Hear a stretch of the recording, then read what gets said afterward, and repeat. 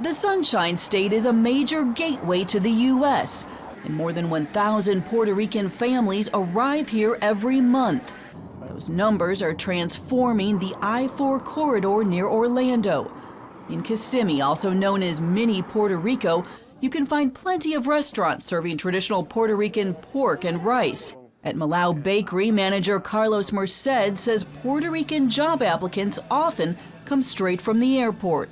2 days ago, there was a family came with all the suitcases here to apply for work here. At El Calvario Church, Pastor Gabriel Salguero meets new arrivals every Sunday. It's a major migration arriving to Central Florida. On any given week, 10, 15 families in each service. We have multiple services. You have a Puerto Rican family coming and saying, hey, this is our first week here. We've just relocated to Central Florida. Economics are behind this massive wave as Puerto Rico is losing tens of thousands of people every year. Its troubles include $72 billion in debt and soaring unemployment. What's important about this migration is that immigrants from Puerto Rico are U.S. citizens. That means as soon as they arrive, they can register to vote.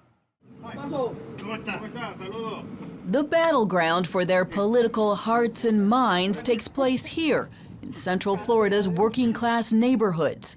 One organization, the Libre Initiative, promotes conservative economic ideas while offering free English and business classes. When we talk to people on the streets or at events, they are mentioning that they're all being registered or they're getting knocks on their doors from different organizations to register them to vote. I'm going to take you through this line through line. Mi Familia Vota is another Latino nonprofit targeting Puerto Ricans. CBN News caught up with organizers at Osceola High School as they trained students to register other students to vote. Organizer Esteban Garces says it can be tough to engage older Puerto Ricans. With the crisis that's unfolding right now in Puerto Rico, a lot of folks feel a little bit jaded or a little put off by politics. Even so, Garces predicts Mi Familia will register 15,000 Puerto Rican voters before November. And those numbers are leading to a shift in the Latino vote.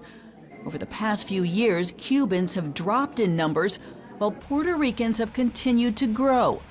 Hispanics make up 25% of the population in Florida, so their political power is potentially huge.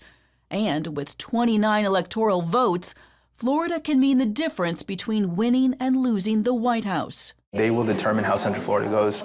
And the reason that's important is because Central Florida will determine how Florida goes, and Florida will determine how the rest of the nation goes.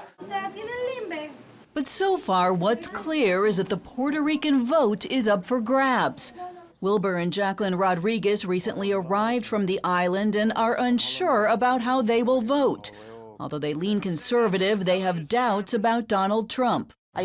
There are a few things that I'm not pleased with about him, like the manner in which he treats Hispanics. So I'm still figuring out what decision I will make.